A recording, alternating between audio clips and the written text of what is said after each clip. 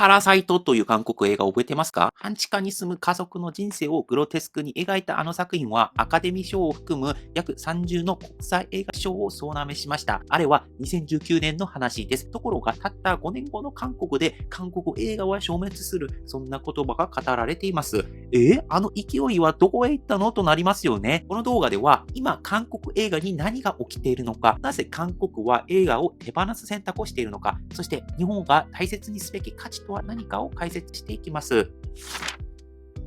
まず一つ目の話、今韓国映画はどんな状態なのかを話していきます。ある韓国の記事を紹介します。韓国の主要メディアや映画業界誌でこんな表現が繰り返されているんです。韓国映画産業の危機感が急速に高まっている。コロナ以降ずっと語られてきたが、2025年は特に深刻。韓国映画は量も質も両方に赤信号が光っている。かなり強い言葉ですよね。では、これは感情論なのか？いいえ、数字と事実が裏付けられています。まず映画そのものが減っています。公開される作品数、そしてヒット作と呼べる映画が目に見えて減少しました。次に観客数。2025年1月から4月までの韓国映画観客数は約2600万人でした。一見多そうですが、前年同期間比で約 35% が減少しているんです。これは映画館がガラ空きになってくる水準かも。さらに象徴的なのがカンヌ国際映画祭です。2025年のコンペティション部門に韓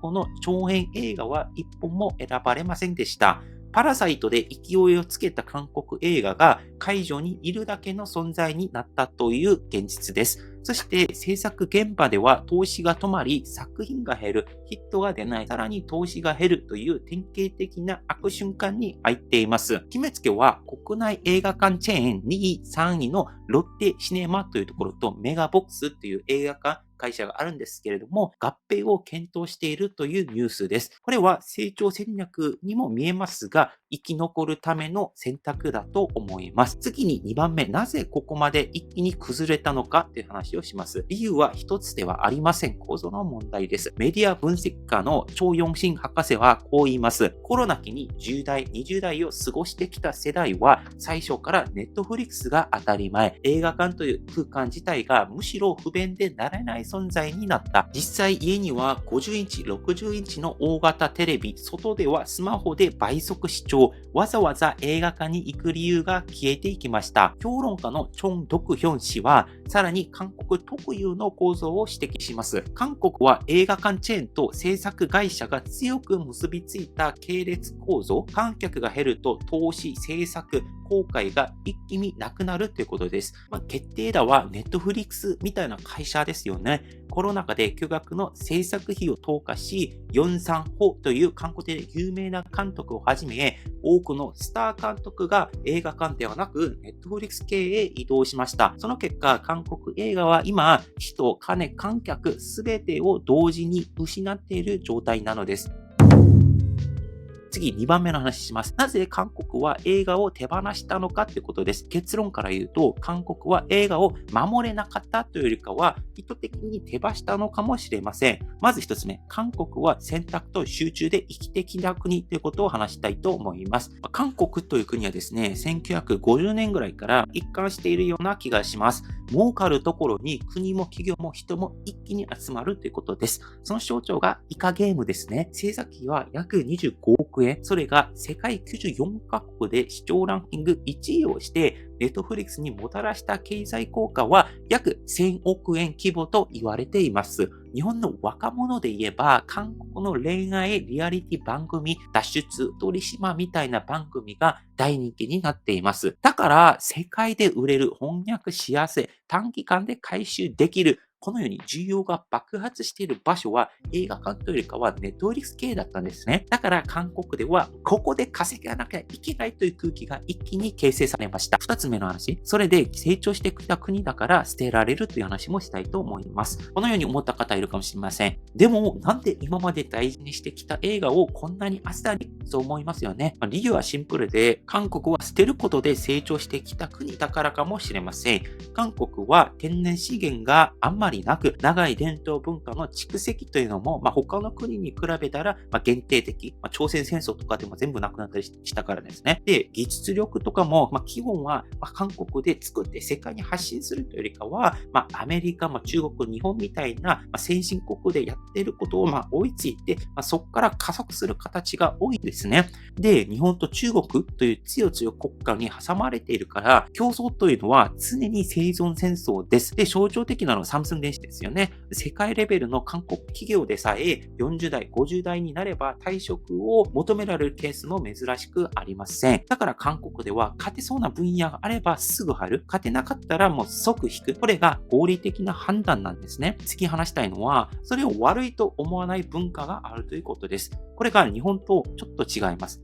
韓国では流行りに乗るのが正義。乗れなかった産業が消えてもあんまり振り返らない。常に次は何かを考える。このようなメンタリティがあると思います。これはですね、人と比べて疲れるだったりとか、不安が増えるとか、こういう副作用もあります。でも、半導体、自動車、造船、ドラマみたいに一気に活力を得れるようになった強みでもあります。だからですね、この韓国映画の衰退というのは、失敗ではなく、次の形に変われという韓国の中でのサインなのかもしれません。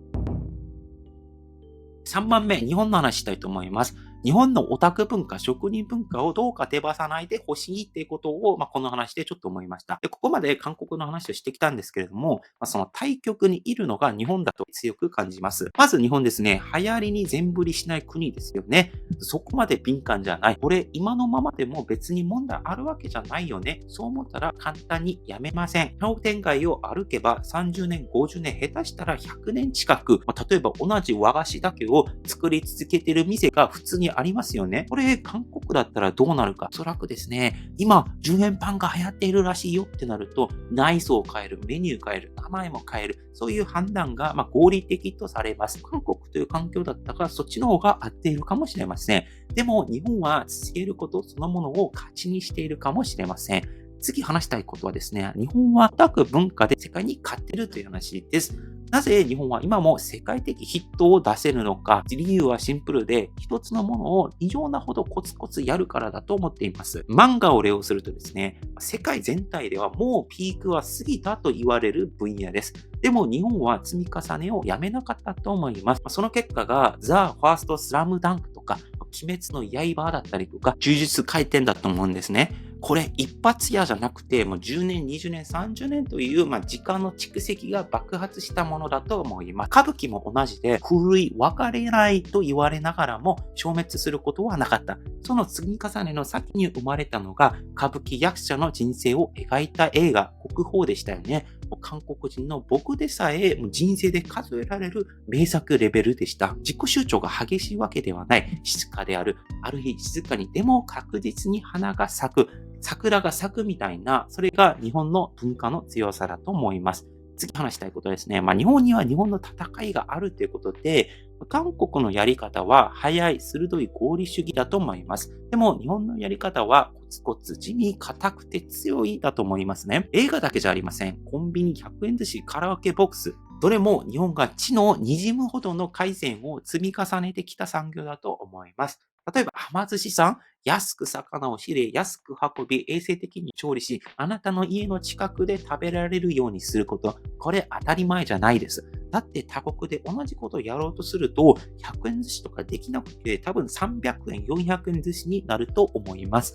このように他国を見て初めて、日本が何を大事にしてきた国なのかってことが浮かび上がると思います。だから続けること、磨き続けること、好きなことを応援し続けることを日本の誇りに思ってみればどうでしょうか。それが世界で日本しかできないような強みかもしれません。今日の話を聞いて何を思いましたか？韓国の映画産業の変化をどう感じましたか？そしてあなたがこれは日本の宝だと思うものは何でしょうか？映画、食、街、仕事のやり方、何でもいいです。ぜひコメント欄で教えてください。そしてよかったら次の動画も見てくださいね。以上、パクンでした。